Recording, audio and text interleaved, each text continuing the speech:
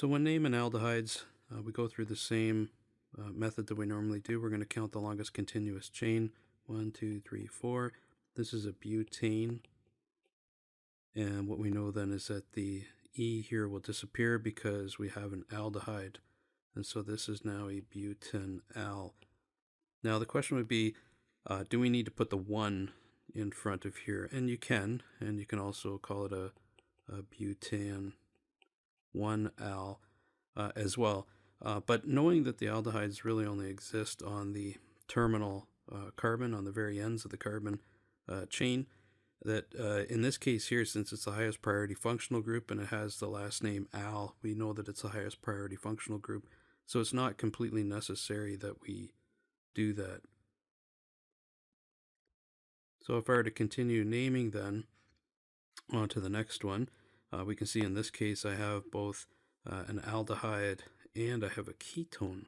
So the way to recognize the difference is that the aldehyde has a hydrogen hanging off of it on this terminal carbon, and the ketone is essentially in the carbon chain. It's not at the terminal end. If it was on the terminal end, it would have a hydrogen hanging off and it would be an aldehyde instead. So in order to name this then, we need to recognize that the aldehyde is the highest priority functional group. So I'm going to start 1, 2, 3, 4 carbons. Again, this is a butane. It's going to turn into a butanal. I don't need to indicate that it's on the 1 position, but in the 3 position is this ketone. And the ketone becomes an oxo group when it is the lower priority group.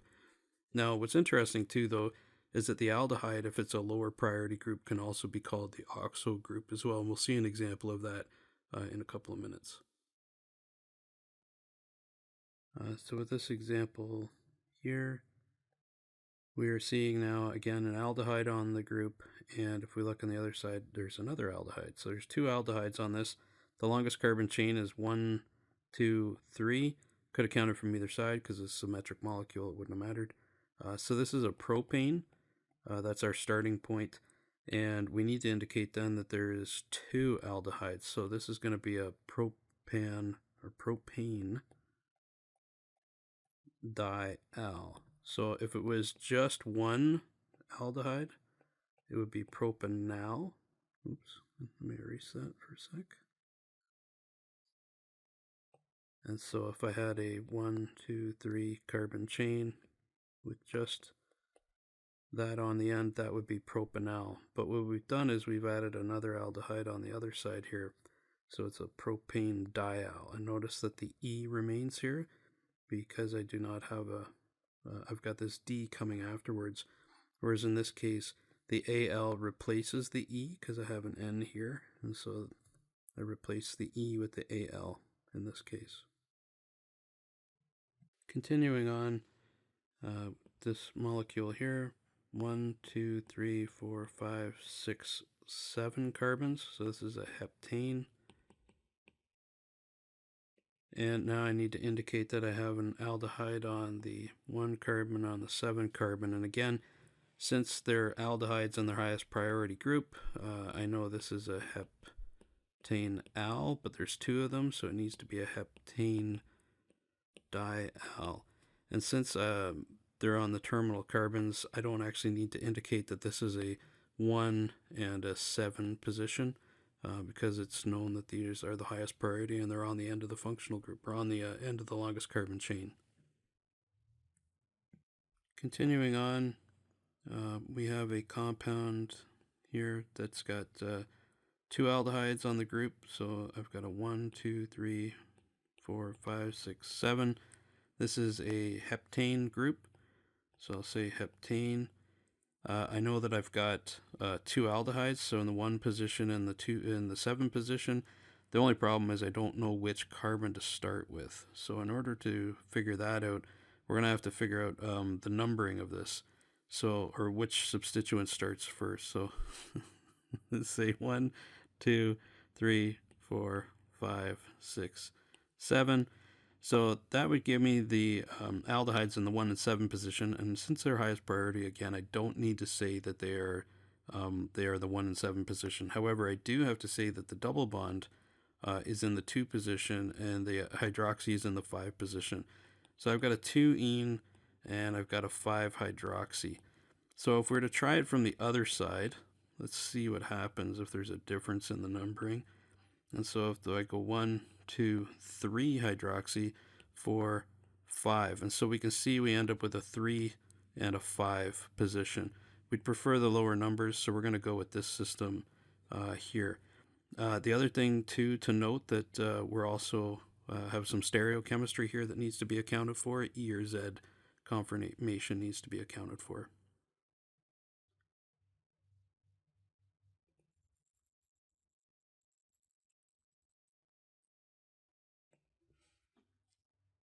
So we're going to then recognize that we have a heptane. So I'll rewrite that again. It's going to become a heptene. And the E has to disappear because of the 2 aldehydes. So it's going to be a heptene, the E there, dial.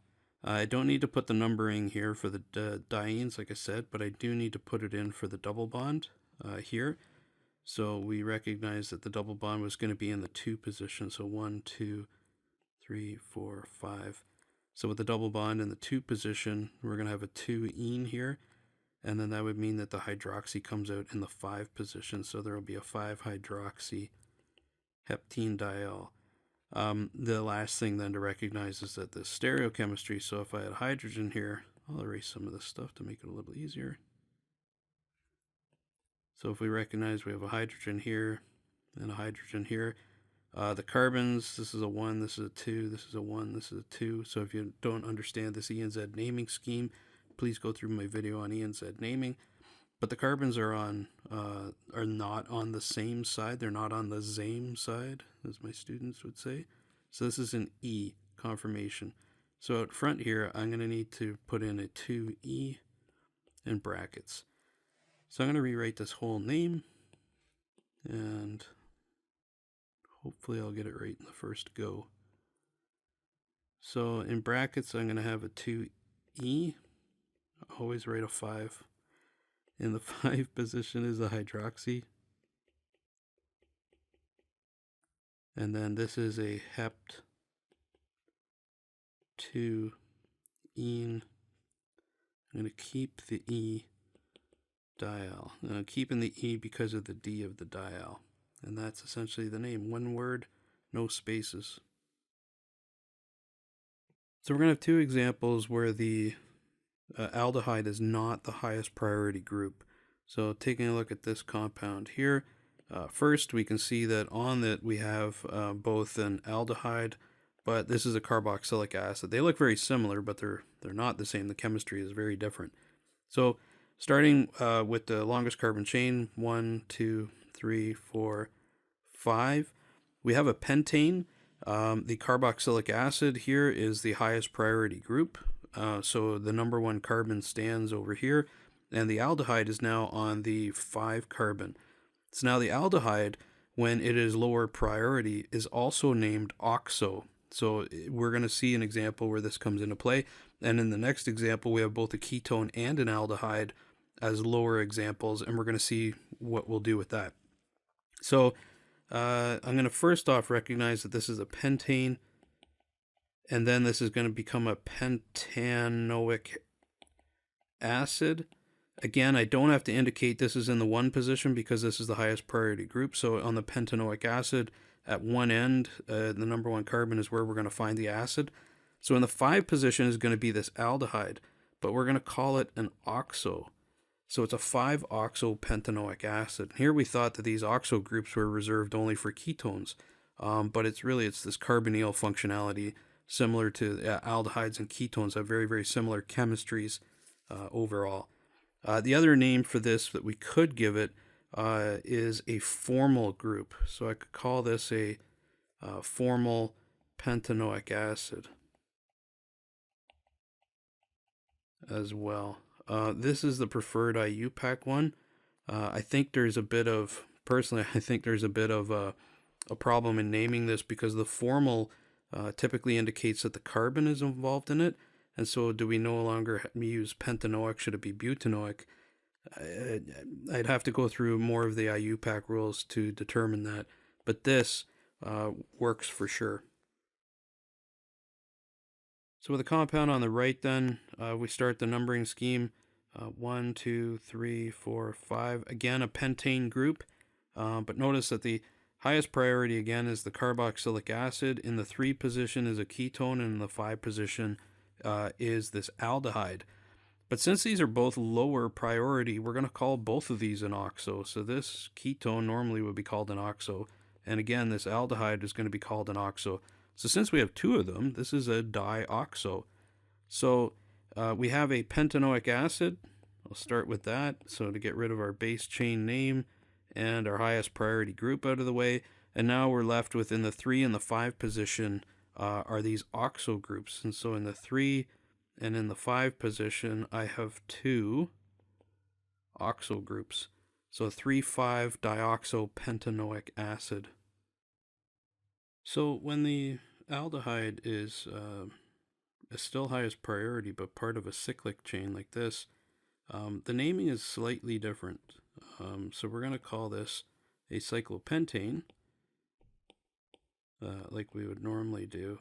But the difference is that this aldehyde now we're going to call a carbaldehyde. So this is still one word, but I need to write it underneath. Carbaldehyde. So it would be a cyclopentane carbaldehyde would be the full chain name for this. So for the second one that we've got down here, similar, I've introduced a double bond into the group. Aldehyde is still highest priority, and I've put on an alcohol as well. So now we have to start numbering these, because the aldehyde is the highest priority, but we need to start indicating where everything is relative to each other. So if I were to start, for example, just erase this. Like that. So let's say, for example, the aldehyde is the highest priority carbon, so this carbon on the chain is the number 1 carbon. And the decision, do I go this way or do I go this way? And since the aldehyde is the highest priority carbon, it dictates which side we're supposed to go to. So I can either go 1, 2, 3, 4, or I can go 1, 2, 3, 4, 5. And if we go the 3, 5 route, we can see we get a larger numbers, which we don't want.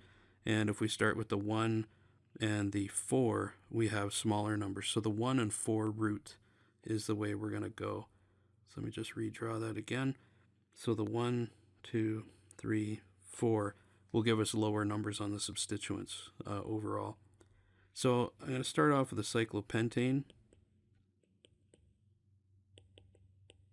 And I'm going to put into this, so I'm going to put pentane. And I know that at the end I need to have a carbaldehyde. Carbaldehyde. And this time I'm going to say that it's in the 1 position. So cyclopentane, and in the 1 position is a carbaldehyde. Now what that allows me to do is just start to add in the double bond and the alcohol. So the double bond, the A for cyclopentane has to change into an ene, and not only that, I have to indicate it's on the 1 position. So that will change, and as well out front, I can put the 4-hydroxy. So the 4-hydroxy would come out here, and I need to change this A. So if we're to redo this again, so this would be a 4-hydroxy cyclopent 1 ene, and I'm going to keep the E because the next letter is a C. Cyclopentene 1 carbaldehyde, like that, one continuous word.